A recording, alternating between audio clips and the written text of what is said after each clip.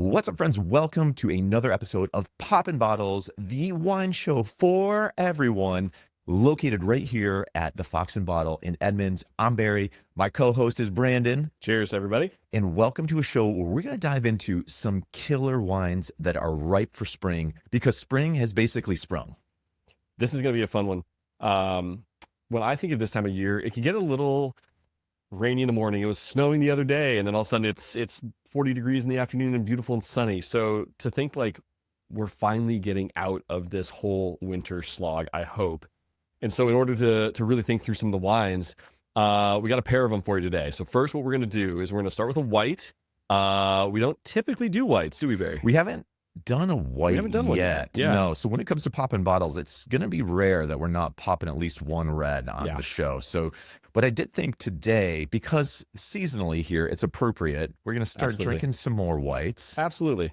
And there's a place in our world for whites. There is. There are some delicious white wines out there. There's some delicious white wines, and this is one of those. So what we have here today is Maste Prasadis. And so this is a Southern Rhône white.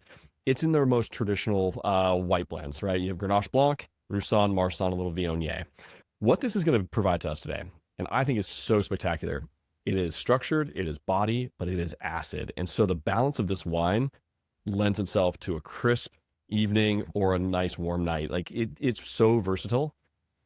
Let's jump into the glass. This is something where it's like, you get that pear, tons of stone fruit right off the nose. And stone fruit, folks, are those fruits that have like a stony middle.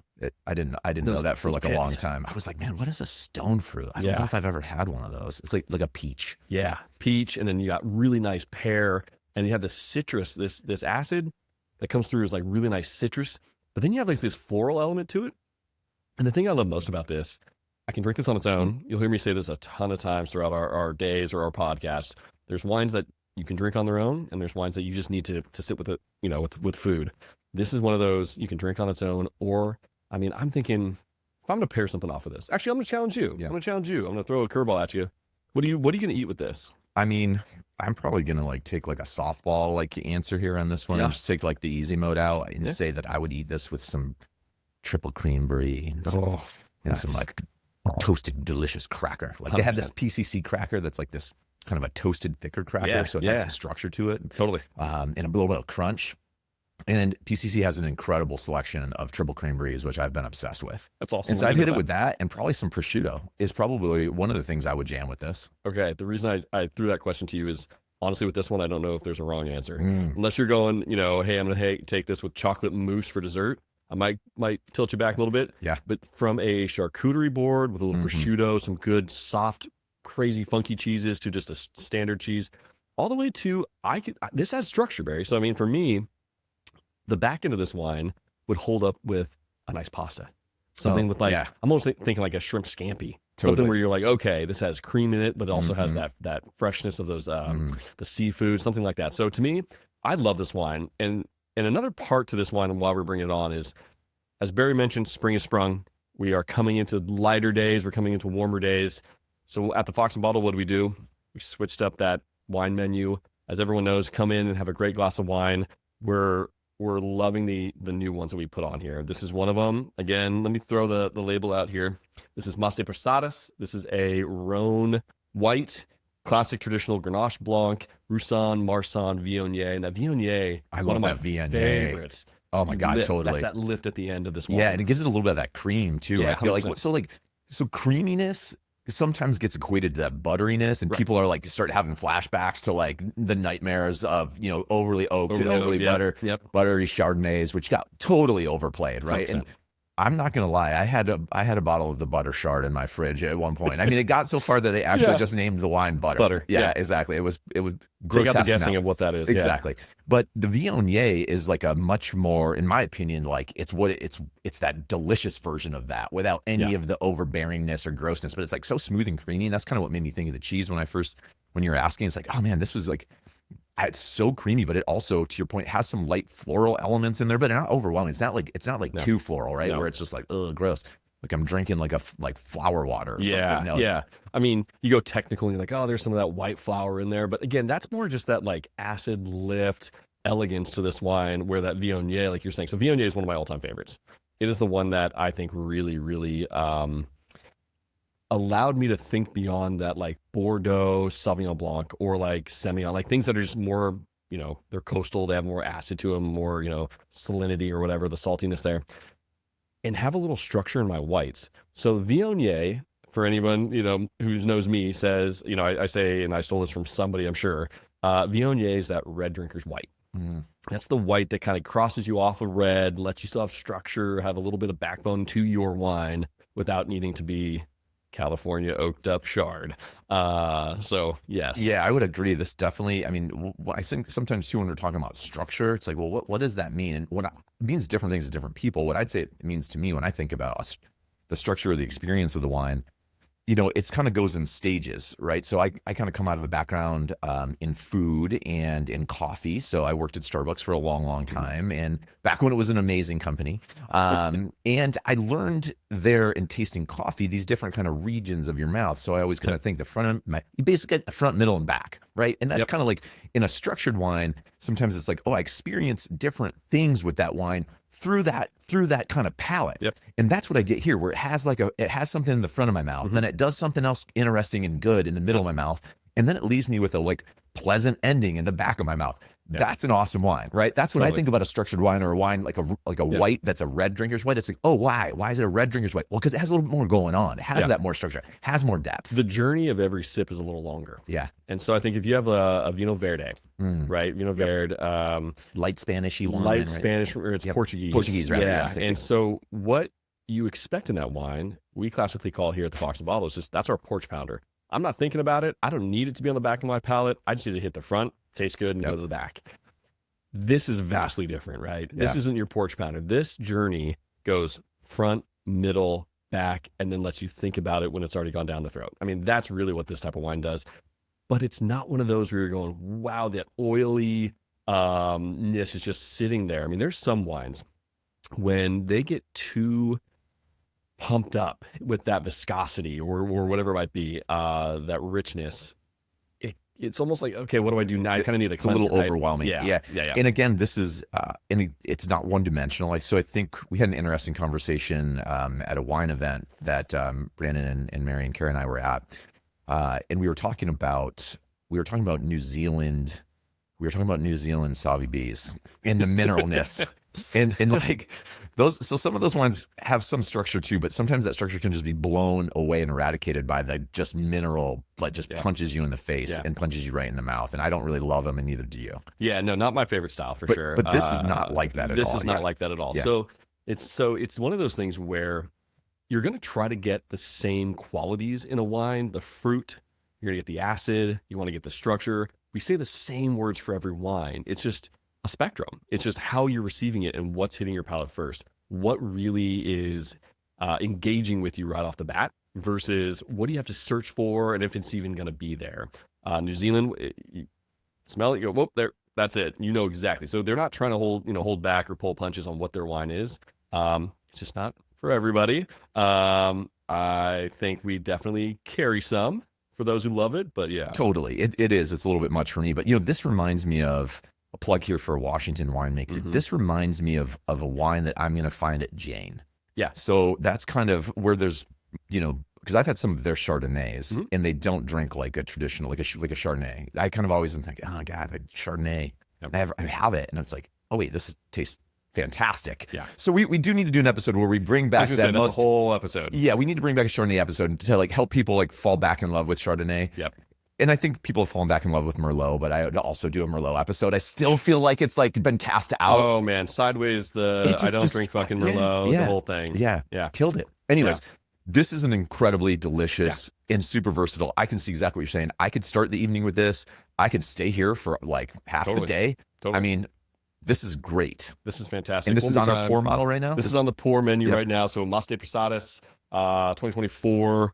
Classic Southern Rhône is where they're at. So they're really close to Avignon. So classic Southern Rhône producer. It's on the pour menu. It's an amazing glass pour, but also, honestly, guys, it's $26. Beautiful. Easy price point. I think it holds up and punches way above its weight. I love it. Well, let's take a quick pause. Let's pop another bottle and let's jump back into the red segment. All right, friends, welcome back. Poppin' bottles. We are in the red zone. Brandon, what did we pop for our spring tasting edition? All right, so this one's super cool. I mean, label alone, let me get you action there. Label alone just drew me right in. This is the El Guro Gold. This is a Spanish red. So right off the bat, I'm throwing a little bit of a curveball towards us here, thinking about spring, and this should be something kind of light and luscious and just easy to go down. This one's a little bit bigger than that. But the reason I thought this was so amazing is that it has this elegance to it that's not so massive. So it's much more approachable. This is about 80% Monastrell, just another name for Mourvèdre. So Spanish name for Mourvèdre. Some Syrah, about 15%, another 5% into Cabernet Sauvignon. So with that Mourvèdre being its main driver, you're getting rich, dark cherry, dark plum, just these dark berry notes to it. And then there's this savory quality. There's this elegance of just like this. Like, I want to go have barbecue. I want to go have, like Korean barbecue specifically. I want to have something that's a little sticky that I'm eating with it. This wine has been so popular on the pour list the last week or so. This is that wine that people are coming out of maybe their extra big cabs, starting to get a little bit lighter on their wine, but not quite ready to give up on that and go to like a Pinot or a Gamay or something. This kind of hits that mark where it stays with structure. Again, we had snow the other day. I mean, we're not out of the woods yet. So this is something that really is going to appeal to a lot of folks. It's easy. It goes with so many things. And I just think it's such a pleaser for everybody. All right, well, let's get into it. I saw this too. The bottle looks rad. When I saw it, I was like, oh, I have to try that one. Guro Smell. Gold, yep. Oh, yeah. I mean, right off the bat, and as you heard when we were talking about the white, there's this journey that the taste is going to take you on, right? So being a red, being done in about 12 to 14 months, New French and Romanian and American oak, this is going to have that structure. This is going to have those tannic qualities, but it's not going to punch you in the teeth and make you think like it's sandpaper across.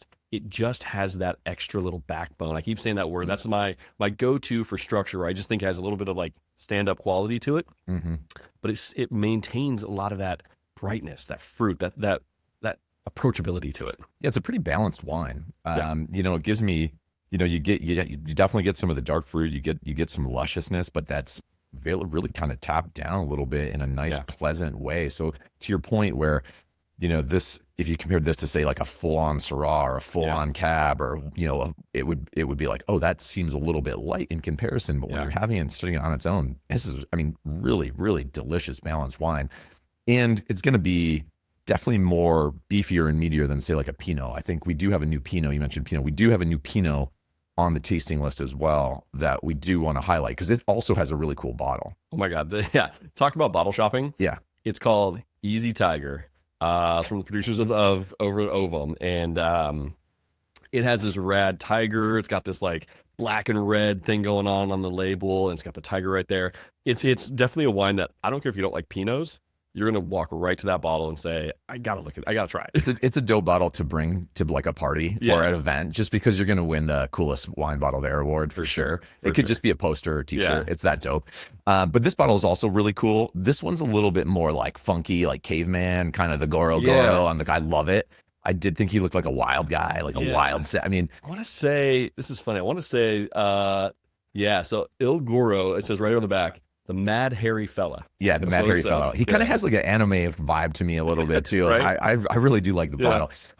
This is delicious wine. I mean, this is like, for anybody and everybody's going to love this wine. Yeah. I mean, because it has a little bit of everything going on in a really nice, pleasant, easy to drink way. Well, it's a little different than the stuff we're bringing in typically, right? So as everyone knows, I'm more of a Francophile. I'm gonna lean more French on most of my wines, and Washington, and definitely more French in style. But coming with the Spanish, and I mean, usually it's Grenache, it's big, and it's 15.5% alcohol, and it's just a lot to take in. This is so well done. It's just so easy, and it's just unique to us. Yeah, it has a little bit of that, little that tannins. You can get a little bit of the tannins mid palate, just like kind of dries things out a little bit, but not in an unpleasant way. No. That's my one thing where sometimes our palate will diverge, because sometimes you'll like that puckered mouth kind of experience, especially from some of the French that you've brought in. And I'm like, dude, man, I can't go there. It's too much for me. It's just like dried me out. And my mouth is dried out like a bugger. But this is not that. This is like a really nicely balanced wine. I actually took a bottle of this home and we loved it. It was our pre-dinner wine. Yeah, that's a perfect use for this wine. I mean, I can't tell you how many times I'll come to the shop, I'll be walking out the door and just grab a half a glass of this because it's easy. It's nothing, too strenuous to drink, and it's just so enjoyable. Honestly, man, I'm so thrilled with the entire new menu that we're putting together. We have some classics that we kept. So a couple of our bubbles are classic, and we kept those on there. The Arnaud Lambert, Brut, Blanc, and the Rosé. But then bring on some of these just really fun whites and rosés. We got a couple new really cool rosés, and then reds that are coming on. How long do we typically keep a rotation?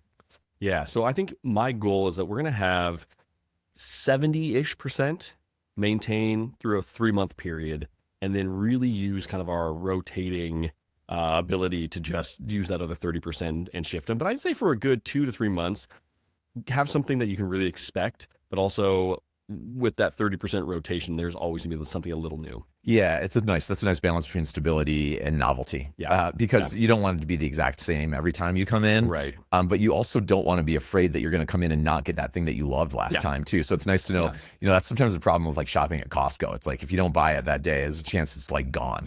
It's gone. I mean, I sometimes panic buy at Costco when I'm just like, this is a really sick thing. I like this is like, I need 3 of these right now because it might not be here.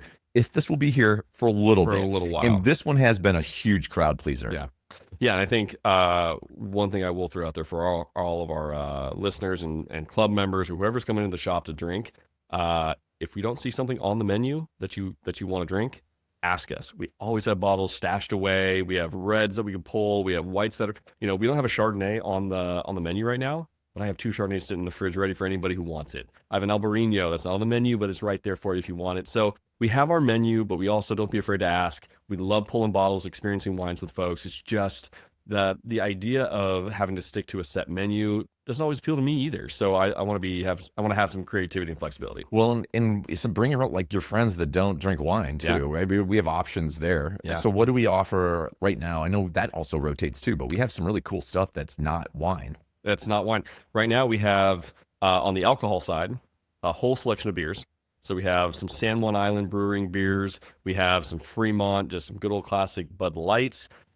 And yet, tomorrow, as we know, St. Patty's Day. So if you're listening to this, maybe... might be listening to it on St. Patty's Day. On St. Patty's Day, anything afterwards. We're going to have a little Guinness in the shop. Just, we'll hold it over. We'll have it because I love Guinness. I love Guinness. So it's always going to be there, hopefully. Guinness is like a healthy beer. It's like if people were to be like, what's a beer that's like a health food beer? I'd be like, Guinness. It's the closest thing you're going to get.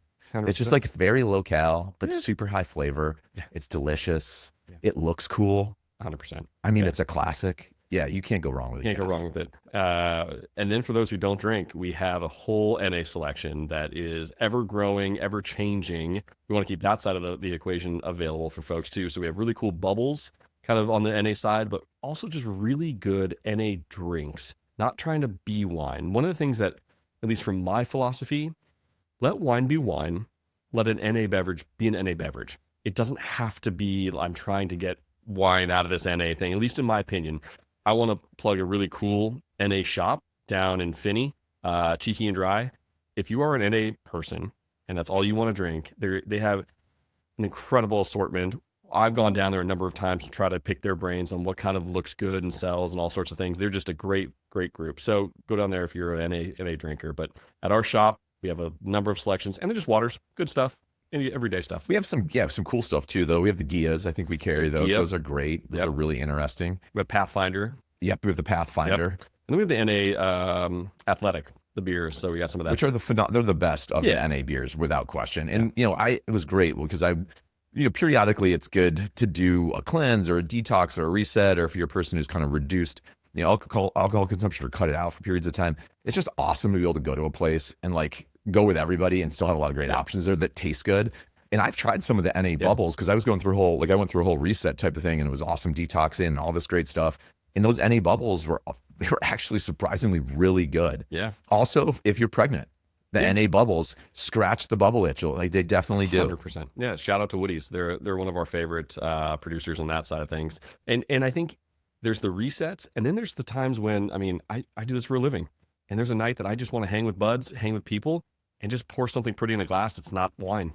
Yeah. It's okay to come to a wine bar and not drink wine, but be a part of the experience. That's the thing that we have here at the Fox and Bottle is the wine is great, but it's the fun, the experience, the moment you're going to have with friends. Like, don't miss out because you don't want to drink wine. Totally. And this is the place to come for everybody. Yeah. So I love that. Now, one of the other things on the spring episode that I figured we should probably talk about is some of the refreshes just in general overall to the store. So yes, we have a whole new pour menu that is rocking. We have some new wines just like that are out there on the shelves that are awesome. But we also have a ton of cool new merch I was noticing too. Yeah. So we just brought in a ton of new apparel, both men's and women's. So on the women's side, amazing sets, color coordinated sets, jumpers, good tees, good button downs, just things that are, again, that transitional heading out into spring, but really great brands like the Le Bon Shop, Ten Tree. And then on the men's side, we have Finisterre, another amazing English brand that we're bringing in sweaters. And then now we're starting to get into spring. It's going to be more button downs. And we have a whole lineup of Ten Tree, Vissla.